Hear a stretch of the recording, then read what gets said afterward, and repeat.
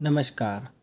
आप सभी का स्वागत है माय B21 यूट्यूब चैनल पर।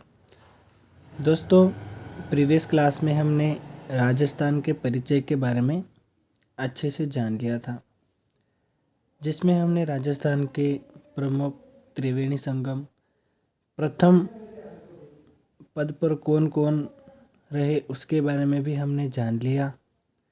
इसके अलावा सबसे महत्वपूर्ण पार्ट राजस्थान के गठन के बारे में या एकीकरण के बारे में भी हमने अच्छे से जान लिया था। और पिछले 3-4 क्लासों में हमने अपना जो राजस्थान का परिचय है उसको अच्छे से मजबूत कर लिया था। तो दोस्तों, अब हम जितने भी स्टेटमेंट जानेंगे वो ज़िले के अकॉर्डिंग जानेंगे, ठीक है। जैसे अब वर्तमान में राजस्थान में 50 ज़िले हो चुके हैं, तो प्रत्येक ज़िले के बारे में अलग अलग स्टेटमेंट अपन जानेंगे। तो जिला दर्शन की इस सीरीज में आज हम दूदू ज़िले के बारे में पढ़ने वाले हैं। और दूदू ज़िले की यदि मैं बात करूं तो इसकी स्थापना, भौगोलिक स्थिति, सांस्कृतिक परिदृश्य, इन बिंदुओं के आधार पर हम विभिन्न प्रकार की जानकारी व्यवस्थित रूप से समझेंगे।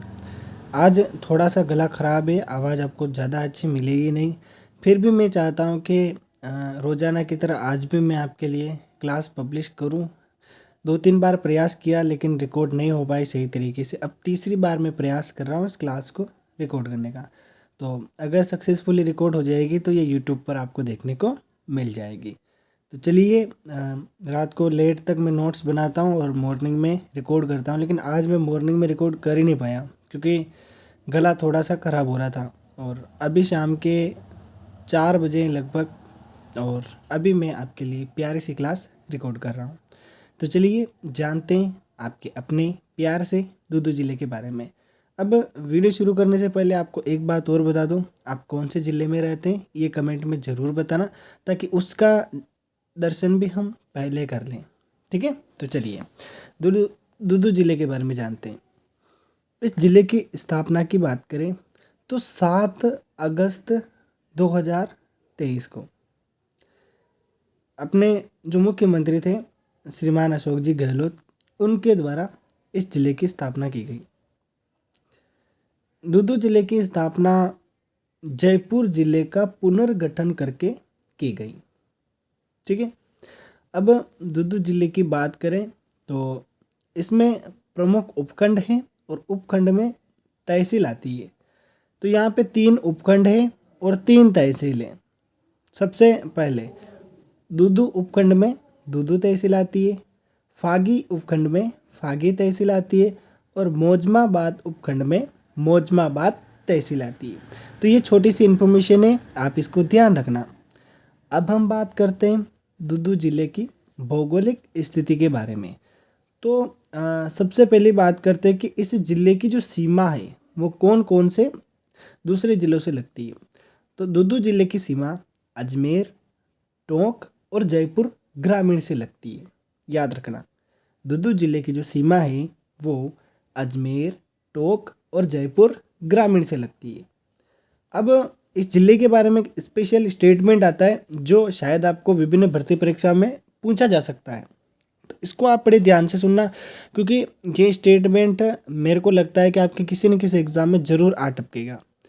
राजस्थान का एकमात्र ऐसा जिला जो ग्राम पंचायत से सीधा सीधा जिला बन गया, वो कौन सा जिला है?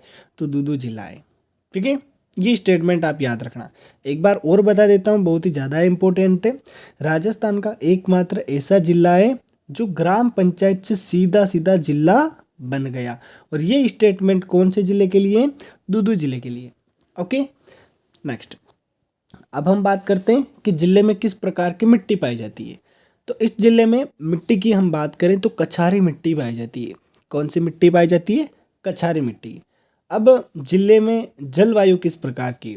तो इस ज़िले में शुष्क जलवायु पाई जाती है। कौन सी जलवायु पाई जाती है? शुष्क जलवायु। अब अपना जो दूदू ज़िला है, इस दूदू ज़िले में एक गांव है जिस गांव का नाम है नया गांव। दूदू ज़िले में एक गांव है और उस गांव का नाम क्या है? नया गांव। और इस ज़िले में जो नया गांव है, इस नया गांव में सभी जगह सोलर सिस्टम लगे हुए हैं, यानी कि लोगों को जो करंट मिलता है वो सोलर की मदद से मिलता है। क्लियर बिल्कुल। तो इसको पहले सोलर गांव का दर्जा दिया गया है। राजस्थान में पहला सोलर गांव किस जिले में स्थित है? तो दूदू जिले में स्थित है। कौन से जिले में? दूदू जिले में। अब हम बात करते हैं इस जिले के सांस्कृतिक परिदृश्य के बारे में। तो संतों की श्रेणी में सबसे पहले जो हमारे प्यारे दुलारे संत हैं उनका नाम है संत दादू दयाल जी। संत दादू दयाल जी की बात करें तो इनका जन्म गुजरात के अहमदाबाद में हुआ था। कब हुआ था?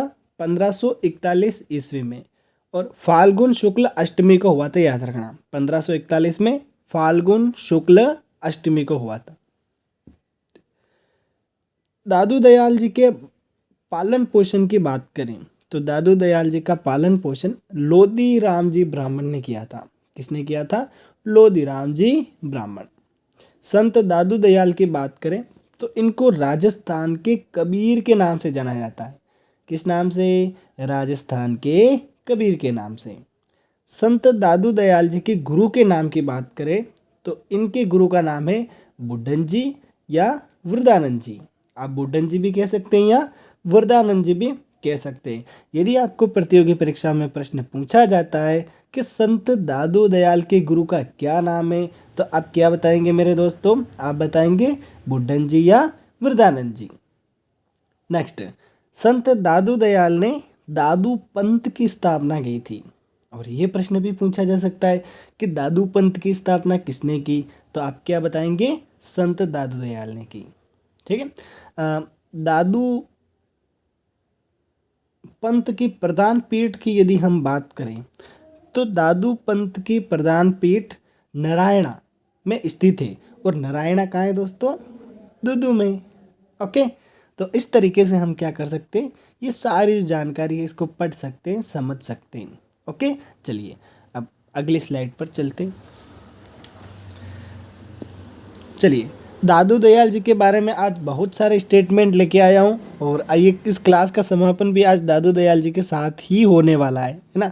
और नेक्स्ट एक और इस क्या कहते हैं ना, जिले का पार्ट में बनाऊंगा जिसमें कुछ और संत के बारे में हम पढ़ेंगे। ओके, चलो कुछ और स्टेटमेंट दादू दयाल जी के बारे में जान लेते हैं। दादू दयाल जी की बात करें तो 19 वर्ष की आयु में ये राजस्थान में पधारे थे या आए थे। और दादू दयाल है ना, इन्होंने 1568 ईस्वी में, दादू दयाल ने 1568 ईस्वी में, कब? 1568 ईस्वी में सांबर में अपना प्रथम उपदेश दिया था। तो संत दादू दयाल ने अपना प्रथम उपदेश कब और कहाँ दिया? तो संत दादू दयाल ने अपना प्रथम उपदेश 1568 ईस्वी में सांबर में दिया था। ये बात अपने दिमाग में अच्छे से बिठा लेना। नेक्स्ट, दादू पंथ में जितने भी उनके शिष्य हैं या जितने भी लोग इससे जुड़े हुए होते हैं वो एक जगह बैठ के सत्संग करते हैं। तो उस सत्संग स्थल को हम अलख दरीबा के नाम से जानते हैं। किस नाम से जानते हैं? अलख दरीबा से। अगर आपको कोई पूछता है अलख दरीबा क्या होता है, तो दादू दयाल जी के भक्त जहाँ पर बैठकर सत्संग करते हैं उसको हम किस नाम से जानते हैं? अलख दरीबा। अब दादू दयाल जी का जो मंदिर है ना, इस मंदिर को हम दादू द्वारा के नाम से जानते हैं। किस नाम से जानते हैं? दादू द्वारा। अब जो दादू दयाल जी है ना, ये मुगल सम्राट अकबर से भी मिले थे। कहाँ पर मिले थे? फतेहपुर सीकरी उत्तर प्रदेश में। किसने मिलाया था? राजा भगवंत दास ने मिलाया था। याद रखना, अभी मैंने क्या बताया? 1585 ईस्वी में दादू दयाल जी ने आमेर के राजा भगवंत दास के साथ फतेहपुर सीकरी, जो कि उत्तर प्रदेश में है, यहाँ पर मुगल सम्राट अकबर से मुलाकात की थी। यहाँ तक आपको मेरी बात समझ में आ गई होगी। दादू दयाल जी की बात करें तो ये मारवाड़ और ढूंढाड़ की यात्रा करते हुए 1602 में, कब? 1602 में कहाँ पर आ गए? नारायणा। 1585 से 2 तक। तो यहाँ पर हम डेट कैलकुलेट करें तो 1585 के 15 साल। चलिए हम डेट कैलकुलेट कर लेते हैं। तो 15 साल ये और 2 साल ये, यानी 17 साल बाद, यानी अकबर से मिलने के 17 साल बाद ये मारवाड़ और ढूंढाड़ की यात्रा करते हुए कहाँ पर आ गए थे? नारायणा में आ गए थे। 1603 की बात करें तो 1603 में इनका देहांत हो गया था। किस दिन हुआ था? ज्येष्ठ कृष्ण अष्टमी को। इनका देहांत किस दिन हुआ था? ज्येष्ठ कृष्ण अष्टमी को हुआ था 1603 ईस्वी में, याद रखना। और एक स्टेटमेंट और याद रख सकते हैं, अकबर के मिलने के 18 साल बाद दादू दयाल जी का देहांत हो गया था। तो ऐसे डेट को याद करने में बहुत ही ज़्यादा आसानी होती है। चलिए अब दादू दयाल जी की देहांत तो हो गई, अब देहांत के बाद क्या हुआ वो जानकारी भी हम जान लेते। तो बेराणा की पहाड़ी अपने राजस्थान में, इस बेराणा की पहाड़ी के नीचे एक स्थान है जिसको हम दादू खोल के नाम से जानते हैं। तो इस दादू खोल में संत दादू दयाल जी का शरीर रख दिया गया, ठीक है। और दादू खोल को, ये जो दादू खोल स्थान है ना, इस स्थान को जितने भी दादू पंथी हैं ये अत्यंत पवित्र स्थान मानते हैं। कौन सा स्थान मानते हैं? अत्यंत पवित्र स्थान। तो यहाँ से भी एक प्रश्न पुटअप हो सकता है कि दादू पंथी है ना, पवित्र स्थान, दादू पंथी का पवित्र स्थान कौन सा है? तो क्या बताएंगे उत्तर? दादू खोल। और यहाँ पर क्या हुआ था? दादू दयाल का देहांत होने के बाद इनका शरीर यहाँ पे रख दिया गया था। दादू पंथ में जो मृत व्यक्ति होता है उसको जलाते भी नहीं है, दफनाते भी नहीं है। तो क्या करते हैं? खुले मैदान में छोड़ दिया जाता है और पशु पक्षी आराम से उसको खा जाते हैं। तो ये जो परंपरा है ये कौन से पंथ में चलती है? तो दादू पंथ में चलती है। नेक्स्ट कुछ और चीज़ें इनके बारे में हम जान लेते हैं। फाल्गुन शुक्ल अष्टमी को इनका मुख्य मेला भरता है राजस्थान में। क्लियर? फाल्गुन शुक्ल अष्टमी को क्या होता है? इनका मुख्य मेला भरता है। अब दादू दयाल के कुछ ग्रंथ भी है। तो सबसे पहला जो ग्रंथ है वो है दादूरी वाणी, और दूसरा जो ग्रंथ है वो है दादूरा दुहा। याद रखना। प्रश्न इस प्रकार से पूछा जा सकता है कि दादूरी वाणी तथा दादूरा दुहा ये ग्रंथ किसने लिखे? तो वैसे तो नाम से ही पता लग जाएगा, ऐसा प्रश्न मेरे हिसाब से नहीं पूछेगा, फिर भी आप इसको अपने दिमाग में रखिएगा। दादू दयाल ने अपने उपदेश कौन सी भाषा में दिए थे? ढूंढाड़ी भाषा में दिए थे। इसको हम सद्दूकड़ी भाषा के नाम से भी जानते हैं। दादू दयाल जी का जो स्वभाव था वो कबीरदास जी की तरह था, इसीलिए इनको राजस्थान का कबीर के नाम से भी जानते हैं। ये सुधारवादी थे, आचरण इनका अच्छा था, मोक्ष के मूल्यों को ये मानते थे और ये परम तत्व की तलाश में रहते थे। दादू दयाल जो है इन्होंने निर्गुण भक्ति का संदेश दिया था। इन्होंने बोला कि ईश्वर निर्गुण है और क्या करो? ईश्वर की भक्ति करो। इनका एक प्रसिद्ध ग्रंथ है जिसको हम कायाबेली के नाम से जानते हैं। ऊपर वाले ग्रंथों के नाम तो नहीं पूछेगा, लेकिन ये नाम पूछ सकता है कि इनके प्रसिद्ध ग्रंथ कौन से, तो आपको बता देना है कायाबेली। और कायाबेली जो ग्रंथ है ये किसके द्वारा लिखा गया है? दादू दयाल जी के द्वारा लिखा गया है। चलिए कुछ और चीज़ें इसके बारे में जानते हैं, यहाँ से प्रश्न पुटअप हो सकता है। तो सबसे पहले स्टेटमेंट समझ लेते हैं। देखो कुछ नाम आए आपके सामने, खाकी, नागा, खालसा, विरक्त, उत्तरादे इत्यादि दादू पंथ की शाखाएं हैं। इत्यादि क्या है? दादू पंथ की शाखाएं। अगर ये नाम अगर आपको कहीं दे देता है और पूछता है ये क्या है, तो आपको बता देना है दादू पंथ की शाखाएं हैं। दादू के प्रमुख शिष्यों की बात करें तो इस दादू भाई साहब के कितने शिष्य थे? 152 शिष्य थे।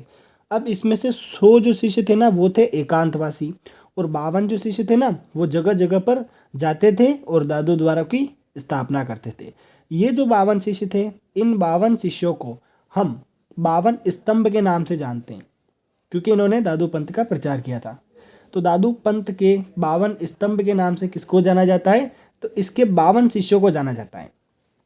दादू दयाल के कुछ शिष्यों के नाम मैं आपको बता देता हूँ। गरीबदास जी, मिस्किन दास जी, बखना जी, माधोदास जी, संत दास जी, जगन्नाथ जी, रजब जी, ये सारे जो शिष्य हैं ये किसके शिष्य हैं? दादू दयाल जी के शिष्य हैं। तो यहाँ पर हमने दादू दयाल जी के बारे में कंप्लीट जानकारी पढ़ ली है, और यहीं दूदू जिला से रिलेटेड एक वीडियो और मैं अपलोड करूँगा जिसमें हम कुछ और संतों के बारे में पढ़ेंगे।